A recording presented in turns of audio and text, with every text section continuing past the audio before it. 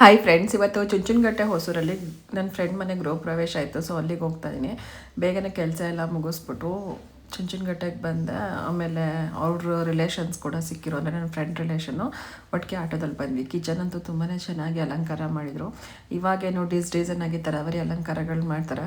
ಮನೆ ಕಟ್ಟೋರಿಗೆ ನನ್ನ ಕಡೆಯಿಂದ ಒಂದು ಮಾತು: ಯಾರ ಮೇಲೇನೋ ಜಿದ್ಗೋಸ್ಕರ ಅಥವಾ ಯಾರಿಗಿಂತನೂ ನಾವು ದೊಡ್ಡದಾಗಿ ಕಟ್ಟಬೇಕು ಅಂತ ಸಾಲ ಮಾಡಿಕೊಂಡು ಅವಶ್ಯಕತೆ ಇಲ್ಲದೆ ಇದ್ರೂ ಹೆಚ್ಚಾಗಿ ಖರ್ಚು ಮಾಡ್ಕೊಂಡು ಮನೆ ಕಟ್ಟೋದಕ್ಕೆ ಹೋಗ್ಬೇಡಿ. ಮನೆ ಅಂತ ಅನ್ನೋದು ನೀವೆಷ್ಟು ಯಾವ ಏರಿಯಾದ ಮೇಲೆ ಕಟ್ತೀರ ಅದ್ರ ಮೇಲೂ ಕೂಡ ಡಿಪೆಂಡ್ ಆಗಿರುತ್ತೆ. ನನ್ನ ಪ್ರಕಾರ ಹೇಳಿದ್ರೆ ಮನೆಗೆ ಡೆಡ್ ಇನ್ವೆಸ್ಟ್ಮೆಂಟ್ ಅಂತಲೇ ಹೇಳ್ಬೋದು.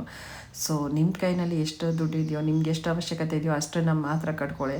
ಯಾಕಂದರೆ ಮನೆ ಅನ್ನೋದು ನಮ್ಮ ಅನುಕೂಲಕ್ಕೆ ಹೊರತು ಬೇರೆಯವ್ರಿಗೆ ತೋರಿಸ್ಕೊಳ್ಳೋ ಆಡಂಬರ ಅಲ್ಲ.